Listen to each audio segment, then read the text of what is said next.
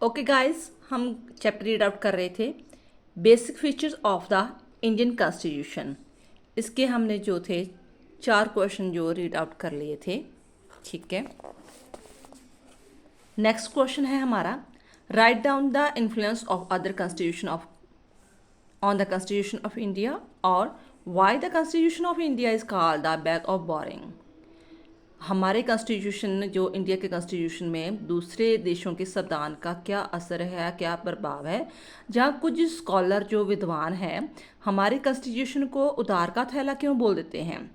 क्या ऐसी कौन सी बात है, ऐसी कौन सी हमने दूसरे देशों से चीज़ें ली हुई हैं, अपने संविधान में इंक्लूड की हैं, जिसके कारण कुछ जो क्रिटिसाइज़ करते हैं या स्कॉलर है, विद्वान है, वो हमारे संविधान को बैग ऑफ बोरिंग बोलते हैं। तो चलो हम इस कंसेप्ट को क्लियर करते हैं। फर्स्ट ऑफ ऑल तो ये है कि for parliamentary system in India we are indebted to British constitution, क्योंकि हमारे देश में जो किसका राज था, ब्रिटिश का। तो ब्रिटिश की ही जो उन्होंने प्रणाली अपनाई हुई थी, सिस्टम अपनाया था, वही सेम टू सेम हमने वही सिस्टम अपना लिया। तो वो सिस्टम क्या चल रहा था, संसदीय प्रणाली सरकार, पार्लियामेंट्री सिस्टम चल रहा था। तो जे इट मीन्स हमने कहाँ से लिया, ब्रिटिश कॉन्स्टिट्यूशन से।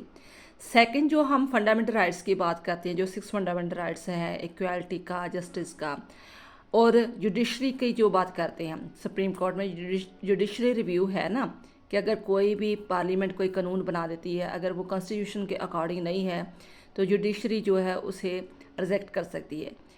ये चीज़ और फंडामेंटल राइट्स, ये किससे चीज़ ली है हमने, यूएसए से। एंड थर्ड, जिसे हम डीपीएस बोल देते हैं, जहाँ directive principle of state policy, जहाँ जिसे ये भी बोल देते हैं कि ये राज का जो स्टेट के जो मार्गदर्शक होते हैं, ये किस चीज़ से ली है, किस देश से ली हुई है, आयरलैंड से। और then after federal system, federal system जैसे सेंटर में अलग सरकार होती है और प्रांतों में अलग होती है।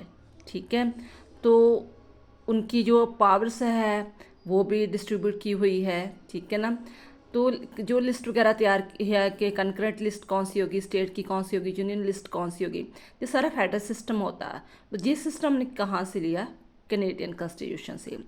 देन आफ्टर के for the method of amendment, के जो संविधान बना रहे थे, जिन्होंने संविधान निर्माता थे हमारे, चीज़ उन्होंने पॉइंट ऑफ व्यू में रखा कि इन केस आने वाले समय में हमें कोई अपने संविधान में, कॉन्स्टिट्यूशन में कुछ चेंज करना पड़े, कुछ आर्टिकल को ख़त्म करना पड़े या कुछ चेंज करना पड़े, अमेंडमेंट करना पड़े, शोध करनी पड़े, तो उसका प्रोविज़न कैसा होना चाहिए, किस प्रकार होनी चाहिए चीज़ वगैरह।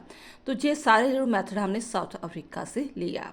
ठीक है, पार्लियामेंट्री सिस्टम ब्रिटिश से, fundamental rights and judiciary USA से, डीपीएस जो है वो आयरलैंड से, फेडरल सिस्टम कनाडा से, एंड अमेंडमेंट जो मेथड है वो साउथ अफ्रीका से।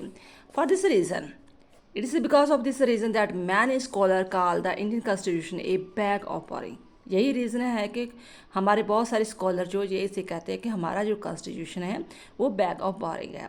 But how that this view is not completely true, because we have not blindly followed the constitution of other country, rather we have made necessary changes according to our needs in whatever where we have borrowed। हमने ये नहीं है कि blindly तौर पर जो उसके संविधान में था, कॉन्स्टिट्यूशन में, सेम टू सेम हमने अपने संविधान में ऐड कर दिया।